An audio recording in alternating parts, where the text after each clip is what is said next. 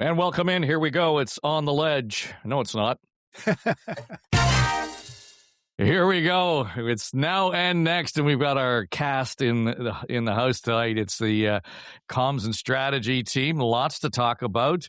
They drop in on us every couple of weeks. Bob Reid is here, and Marie Aikens is here. Lindsay Broadhead is here. And I just want to say, from a comms perspective, it occurred to me this week that they killed Wyerton Willie because he got his comms wrong on the prediction. I mean, right? Look, we're in the middle of freaking winter all over again.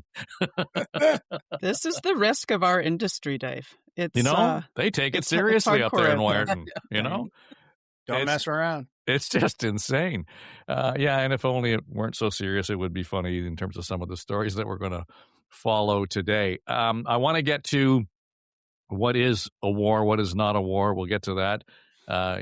Presently, want to talk about the Prime Minister's curious answer around the attack on Canadian soldiers in Kuwait.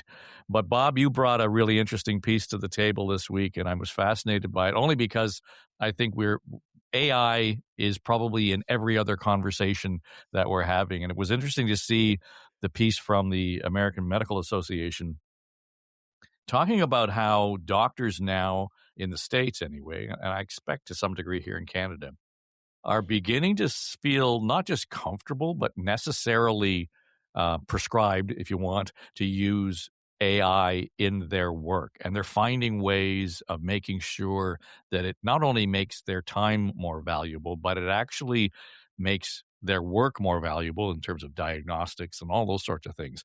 It wasn't so long ago that they were really pushing back on that fairly strenuously. And the release that they put out, and it caught my eye because it was a communications play. They proactively put out a release updating their survey data. They've been tracking doctors, the American Medical Association has in the U.S., on their adoption rates of AI. And they've more than doubled, like in the last year. Like there is a sharp uptake going on, and they're quoting different doctors, specialists about how they're using it and how it's helping them do their work, make their time more efficient. Not that they're relying on it to do the job for them necessarily, but like anything else, they're using it like a tool, and they're finding ways to use it, particularly on what they call the grunt work of writing up and producing reports after they have a meeting with a patient or a consultation. And here's the summary of what I've found, what we talked about, all of those kinds of things. And it's funny, anecdotally, I'm hearing this from people just in my own circle. One friend of mine referees hockey, and he says, I use it all the time because I have to provide a report after each game about things that went down during the course of the game, and if there were calls I made or anything like that. He said, it's a pain in the ass to have to do it. This thing spits it out like that. So I thought it was pretty clever of the American Medical Association to mine their own data and to say this is what's happening. And it's actually a positive thing, folks. Mm-hmm. You should understand that this is a good thing, because you're right. AI is in every other conversation, but for the most part, we, speaking for myself, don't really understand a ton about it. And it can be really scary or just really annoying. Oh, yeah, that's the stuff that makes all those fake videos that are flying around the internet and popping up in my social feed. Or this is the thing that's going to kill us all someday. I try and be more optimistic about it. It's a technological breakthrough. It is already changing the world around us. It will really change us. The way we work, the way we interact, the way we use information, the way we use technology in the very near future. And I try and look at it like splitting the atom. Yeah, that paved the way for the nuclear bomb, but it also gave us nuclear powered electricity and medical isotopes and a whole bunch of things that are beneficial. So I, for one, welcome our neural net overlords with open arms. But I'm trying to be optimistic that there'll be some good coming out of this as well. Well, Lindsay, and as Bob says, from a communications perspective, it's interesting to see how this is played out, and I suspect it's targeted at three audiences. One is the media, just because we in the media have short-term attention span, and we're not really good at reporting on science or medical stories anyway. So tell me as much as you can so I can be prepared to report on it. The second one is just the general audience, being the patients, the users of the medical services. But on the other hand, I still got the feeling in this that they were trying to say to the doctors who weren't quite prescribed to it yet, it's okay. Others around you are doing this, and we're developing best practices. So there was a three-prong approach here, and I thought it was a pretty interesting way to kind of make the point in what can be, a fairly complicated environment when you're trying to talk about how do you apply AI. Yeah, well, and I think we also have to remember this is the AMA, right? These are American-based audiences, and what are they hearing about right now? They're hearing about a kind of an intellectual war that's happening between Silicon Valley and the White House as it relates to AI. So I think, trust also plays a huge role in this by saying there is a way to use AI, and let's not dismiss it outright. There's a path, and a very reasonable path. I was kind of struck by how dumbed down that press release was. Insofar as, like Bob said, and I wrote it here just so I made sure I got the terms right. They call it medical research summation and clinical care documentation. Like, you can't get much more boring than that. It's admin, ostensibly. So when we think of the scary parts of AI, and I have a friend who works in the space, and she schooled me in the term agentic AI and what that means. And that's when it has, the root word is agency, right? It has its ability to act in an autonomous way and make decisions without human input all the time. The kind of AI that AMA is talking about right now is, very, request, spit back info, request, spit back info. So it's safe.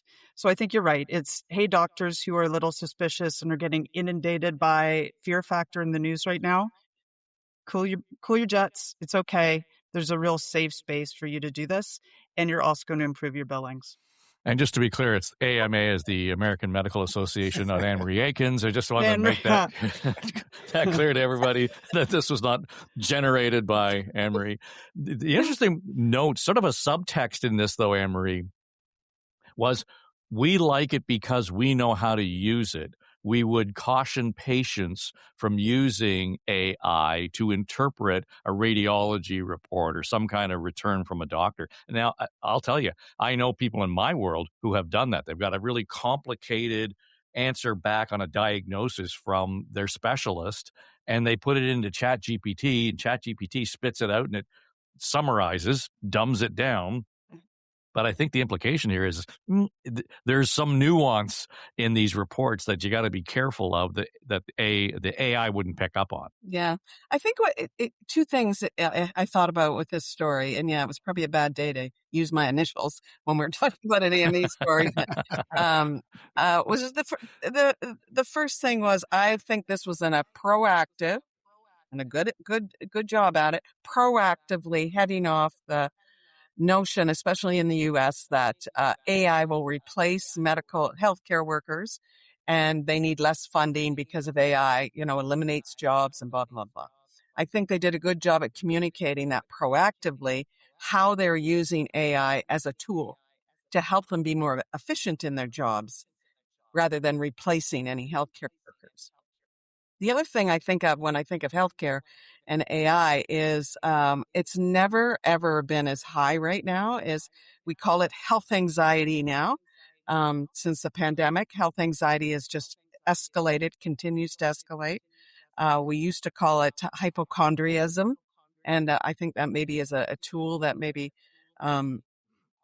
labels people in a way that a lot of people aren't comfortable with. But health anxiety, thanks to the pandemic we've all lived through, is really high right now. And AI is exacerbating that tremendously, because people that are worried, their anxiety is focused on their health and their kids' health and everyone else's health. are constantly using AI to figure out what's this, and you do get these very complicated answers back and diagnoses and potentials, and it's sending people to ERs. It's sending people. It's some people will call 911 as a result of it. So there's a lot of things happening connected to health and AI, and I hope that our big associations like AMA and the equivalent in Canada, the CMA, will deal with those kinds of things on how do we teach patients about using AI as well. It's a tool for doctors and physicians and nurses and healthcare practitioners, but it's also a tool for patients that can be useful, but it also can be just increasing their health anxiety and sending them for healthcare services that are not necessary. Yeah, it's the next generation of Dr. Google, and that was a big concern. What I find interesting, though, I think recently, Lindsay, just talking generally about the AI tools that most of us do use, and they are the ones that you've cited. That is to say, you prompt it and it gives you back an answer or some kind of solution. And will that replace jobs, et cetera? And it was an interesting take to suggest that the AI tools right now, while they seem to be leading edge startups, big tech, they really are going to what amounts to a cell phone in our lives, in as much as they will be a commodity. You will not be able to distinguish between one or the other. It's just going to be the level of service you get, or to draw the analogy to the phone, the bandwidth, the bells and whistles on the apps that you can put on the phone. It's going to be eventually seen more as a tool to actually help you through your day, as opposed to something that is going to change your life.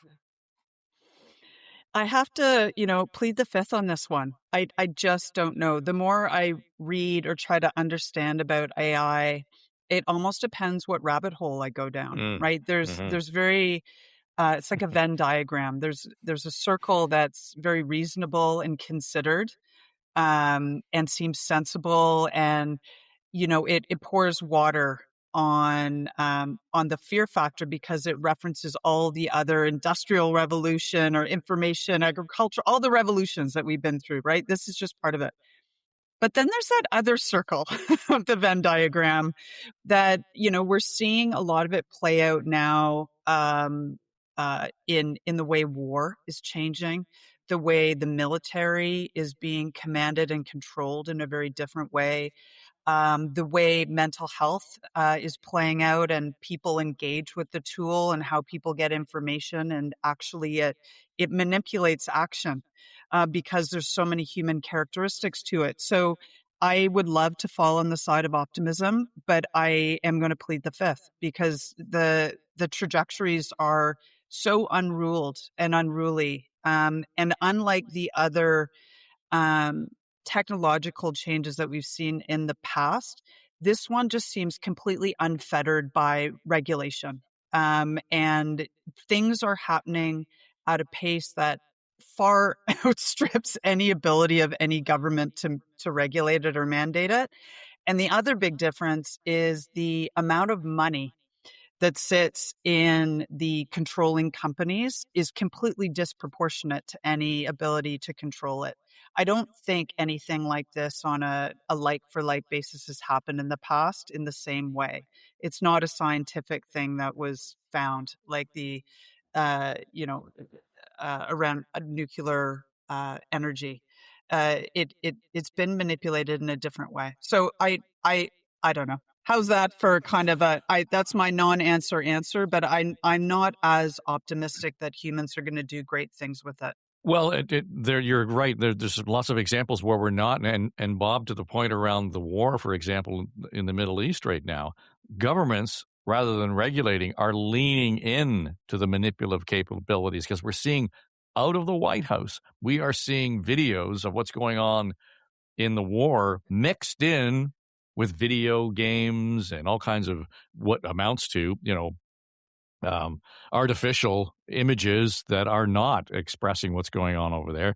Iran is masterful at using AI and social media combined to get that message out. I mean, there was a whole reel showing a bunch of U.S. forces that had been captured by Iranian soldiers and troops, and none of which was true. But again, being able to use that, you think about the propaganda of the old days where they just drop leaflets from the airplane. This manipulative element of AI looks so real, sounds so real, is immediate, is accessible, is become a war tool for the folks involved in these situations. Well, the old adage remains true that the first casualty of war is the truth. And we're seeing it playing out in real time with this latest way of mounting and executing a propaganda war. And I've made the point on this podcast before that I never thought I would see the day when I literally can't believe my own eyes. And now it happens to me multiple times a day where something will pop up online and I'll look at it and go, I have no idea if that's real or not. I don't know. I've got to do more research. I've got to look into this. I've got to try and find the truth about this, because I can't just look at it and say, wow, look what just happened, because odds are it probably didn't. That's the scary reality that we live in now. Yeah. Well, I heard somebody the other day also in that vein, Anne-Marie, say, the way to look at this, if you're in your whatever social media platform, is go into the comments and check out the comments, and you'll see, Dog Lady 335 with 6 followers had this long-winded whatever to say about it. And of course, it's a bot that's responding to it. But it's creating through the AI. That's my handle, Dave.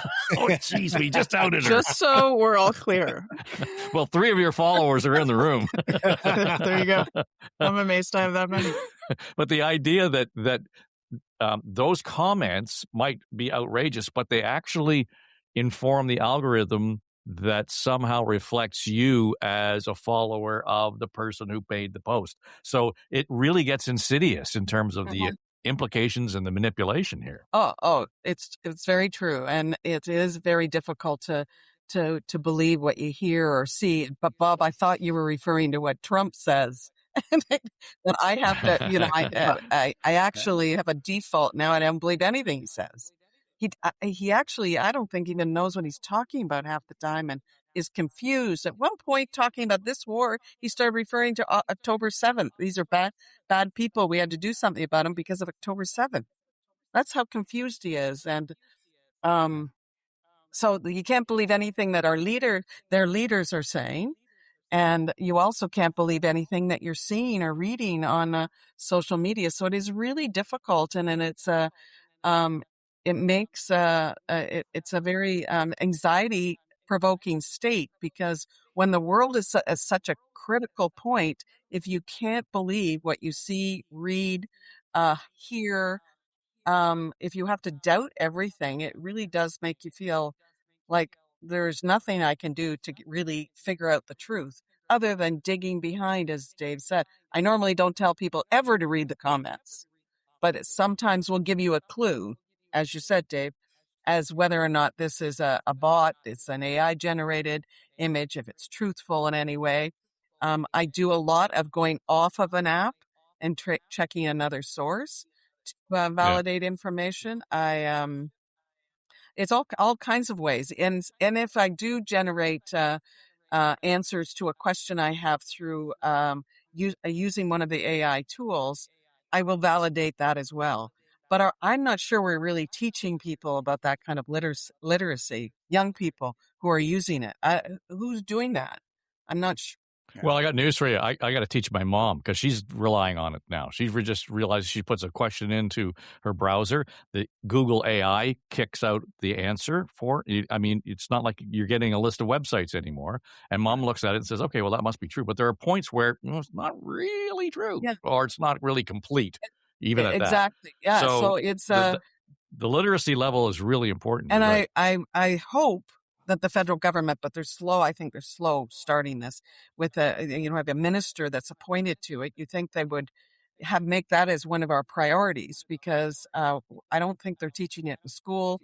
So our kids that are adopting these tools, or at least even if they're not adopting the tool, but they're seeing the results of the tool, Not to be facetious, but who would teach us that? Well, you're going to have to define that very carefully. The lineup of robots behind me here that are gonna be ready to go. I know we're gonna be pressed for time because you've got a hard stop, Lindsay. So I want to come back to the war, but vis-a-vis what's going on in the Middle East and Washington. But I thought it was an interesting conversation that popped up late last week when we discovered that a base where the Canadians were based in Kuwait was attacked. And we didn't find out about it for about a week or so. And then it came up in a scrum with the Prime Minister. And his handling of the question, I thought, was rather questionable. If you can confirm in English if this attack happened, and why you didn't inform Canadian before? Well, I mean, I'm not the only spokesperson for the government, but I'll just confirm that Canadian forces are, the members of the Canadian forces are all safe and sound. I reinforce, as I said in French, what you know, which is that we are not engaged in these actions of the U.S. and Israel. We're not engaged in offensive actions, and we will not be engaged in those actions. So the headline said the PM confirms Canadian Armed Forces were attacked in Kuwait. I didn't hear that in the answer. In fact, I heard just a lot of, uncertainty at best, to be polite, in his answer. I just don't understand how he couldn't have had a handle on that question, knowing full well this has been sitting on the table or the back burner, as you will, for about a week. And I don't know how to answer your question. I have to admit, I'm going to plead the fifth again. That's going to be my whole, my position here on the podcast. But what does matter is that Carney's space right now and his brand that I think is very rooted and strong and can get stronger, but people are starting to chip away at it. And it's through many fumbles like this, because where he exceeds any of the Canadian competition, as it were, but I think any of our global leaders that we're seeing at all, is that there is a return backness to the kind of a leader of another era, or perhaps it's a future-looking leader, I'm not sure, but it's something that's recognizable. It's something that is trustworthy. There's confidence in them and in him specifically. Part of that is articulating the consequences of war in a very direct, meaningful way. And certainly any Canadian, be it civilians or those who may be fighting along other countries, although I think he just said that is not the case. The point is we should have complete clarity around this, and we don't. Mm-hmm. So for his brand to retain its strength and fortitude, he's going to have to not just be on the game, but ahead of the game every time, so that no one can ever chip away at this from the edges. Mm-hmm. Yeah, for me, there was the problem, Bob, began because we were finding out delayed time in terms of when this attack happened, that there were Canadians involved. That to me was the question, and then kind of, glibly saying, well, I'm not the only spokesperson for the government. I mean, really? Yeah. You're the Prime Minister. So it created a problem for himself that wasn't there. Yeah, that response was appalling. I'm not the only spokesperson for the government. I mean, you are the head of the government, period, full stop. And you are the same guy who, when a tragedy or a natural disaster happens somewhere, you get a statement out promptly, responding to it and expressing concern and the support of Canadians. He's good at doing those things, but he seems to be really bad at the war-related stuff. His first comments when this war was initiated, and obviously not by us, not with any consultation, but his first comments were slow in coming and then clear as mud. It started off as, we're supportive of the action that's been taken. And then we regret that this action was taken, yet we're still supportive of it. He was all over the map on that one. And in this one, it should have been the first thing out of his mouth at his first availability after he was informed about it, as he has rightly and so often done, and other leaders do this as well.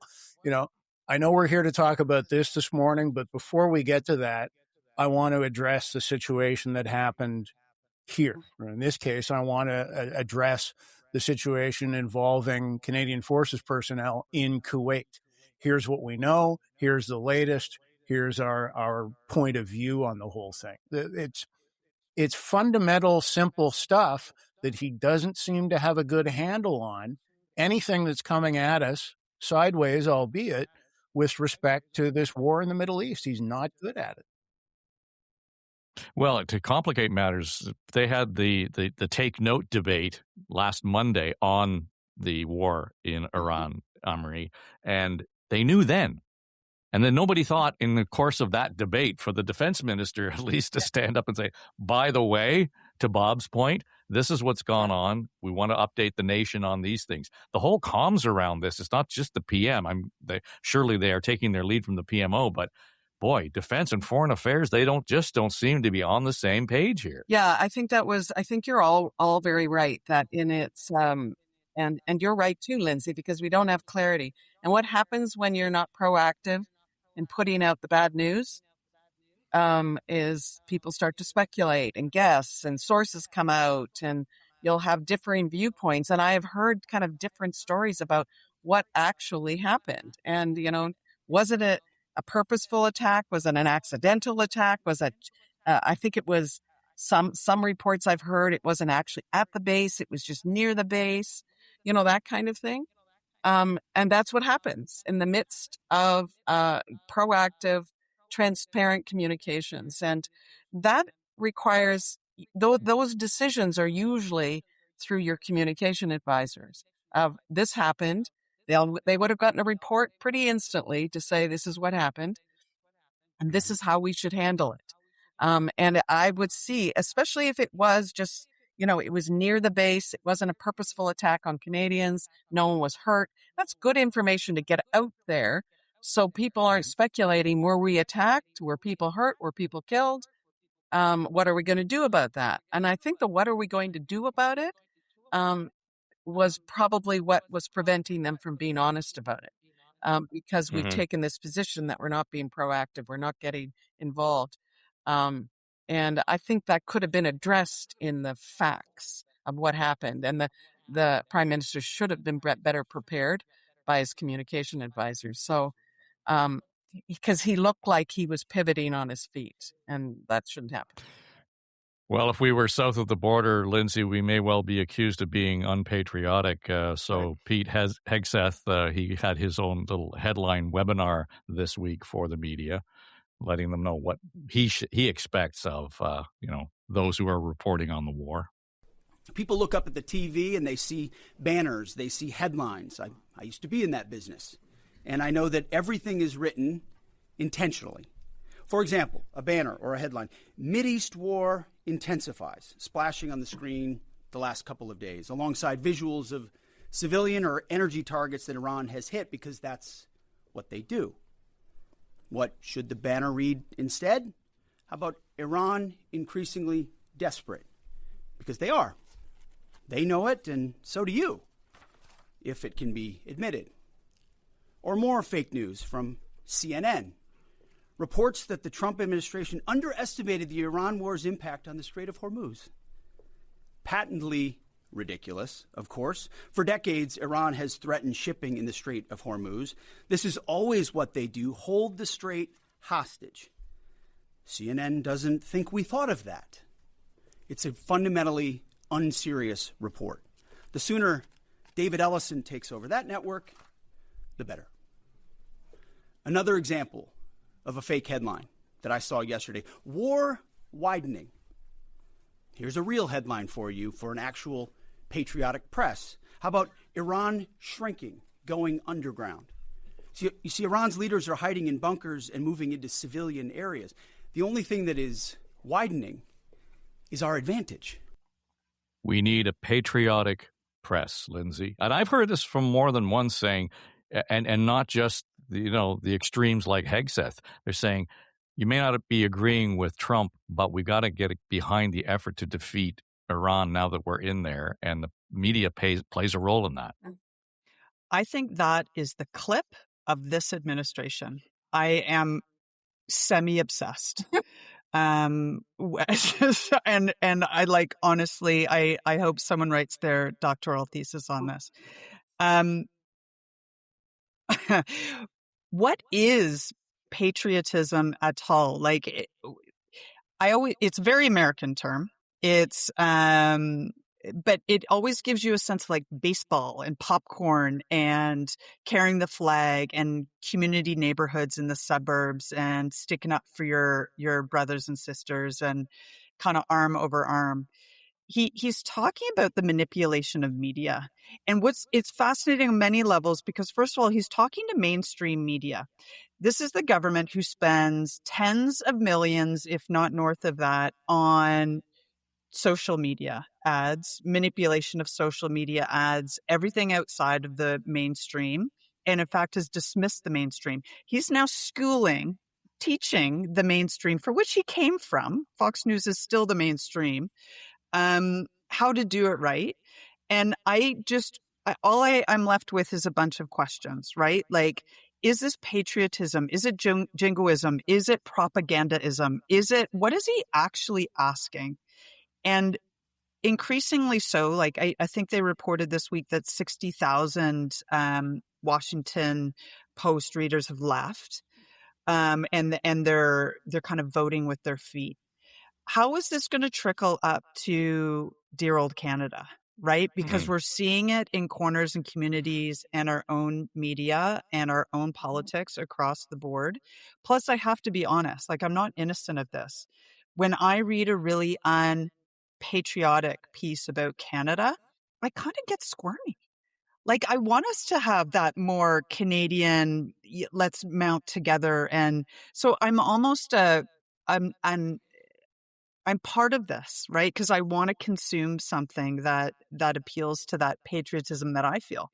So, it's a fascinating thing, and this is only just beginning. Plus, Pete, he is an SNL character of the greatest quality. I could watch him all day long. He's wonderful. But I hope we talk about this again and again and again, because I think there's a lot here. Well, to your point around how you respond to a piece that's not seemingly patriotic to Canada, I would suggest that more often than not, that would be an opinion piece.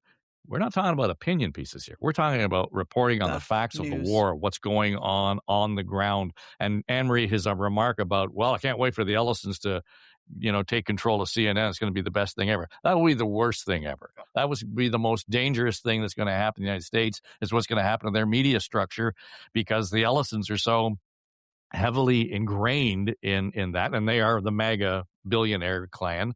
CBS, CNN, so to go down that road and suggest somehow that is what America needs is just really disturbing. Yeah, it is really disturbing. And I watched him, as Lindsay said, school the media, the media that they don't court, that they don't allow interviews often for, that they call out. The president calls them out, calls them names, and is really offensive to them and doesn't answer the questions. And then issues releases through Truth Social, like that's where official statements from the White House, and the White House's accounts have been turned into meme generators that are offensive as well. So it's but it is, again, as Lindsay says, seeping into Canada. I've heard politicians here use things like fake news that isn't unheard of up here. And it's becoming more and more common that happens. And if it's fake news is basically not anything you don't agree with, that you don't believe that headline is emphasize the right information. But the way he is telling media to change their headlines is actually is inaccurate as well. Some of his, Iran going underground. How would that? Other than giving this sense of, I don't think it's patriotism. I think, we've got those monsters on the run kind of thing. That's what I think he wants to instill, as opposed to we love the U.S. so much. Well, here's the problem that a step further, Bob, and that is based on that and the fake news headlines. And Brendan Carr steps in. He's the head of the FCC, which regulates the broadcasters in the United States. And so he says anybody out there right now who doesn't stop broadcasting these fake headlines risks their license. Yeah. And they were citing the story that the Wall Street Journal had that said that 5 American tankers were attacked by Iraq, and the tankers were in Saudi Arabia. The president immediately got online and ranted and said this wasn't true. They weren't damaged. They weren't destroyed, everything else. Reuters reported on that, and everybody else did. But here's what's the problem. Everybody's reporting on what the Wall Street Journal is saying. So there's all kinds of accounts of what the Wall Street Journal has said. There are suggestions by reporters on the Hill in the United States saying, well, it's okay. He can rant against the Wall Street Journal if they got the story wrong, and they did. Well, I spent about 3 hours today trying to find any indication that the story was wrong. I can't find one, first. But second, we've got, whether it's wrong or not, everybody else is reporting on what the Wall Street Journal is reporting. There's no independent reporting going on here. There was no fact check to go in and say, did this actually happen? So one is as bad as the other. Yeah, it's a confluence of the sad state of journalism, just driven by the economics of being in the news media business. And this is not new. This has been at play for a decade plus already. So you've got that unraveling and deteriorating. To your point about there wasn't decent fact checking on this, people grabbed that story and ran with it. You've got an administration that is obsessed with discrediting further legitimate media sources, and doing everything it can to try and command and control the narrative that's out there. And Hegseth made that abundantly clear what he wanted to see. And to me, when I take a bit more of a step back, I find it sadly consistent with everything that this administration is about. Because what would make Hegseth really happy? Old-fashioned newsreels, right? Yeah. World War II. Good evening, Mr. and Mrs. America and all the ships at sea. Flash. Our boys have done it again, fighting the Hun or whatever. Yep. Like, that's the kind of thing that he's longing for, and that comes from the top down. And that whole administration is possessed with Norman Rockwell's America. If we could just get back to that, if we had nice factories in every town that everybody worked at and white picket fence houses to go home at the end of the day, and none of these foreigners like we got now because we're going to deport them all and get rid of them. Like, that's the mindset. That's the mentality that permeates right across. And this is consistent with that. Mm-hmm. Well, let's leave it there because Lindsay wants to march off to March break. So we don't want to get in the way of that because that's the ritual. So we'll leave it there. But when we do come back and gather again, I will want to ask you guys about how you would stick handle the comm strategy in the Premier's office around his need and call to change the Freedom of Information Act. So noodle that for a little while and let that play out, because I think this is going to be interesting. I got the over and under as to whether or not it's going to be the first question period next week when the House comes back, but we'll see. All right, we'll leave it there. Marie Aikens to answer that question first. I'm ready. Not to pose the question? That's it. Thanks to Bob Reid. Marie Aikens is here. Lindsay Broadhead. I'm Dave Trafford, and this is Now and Next. Have a great week.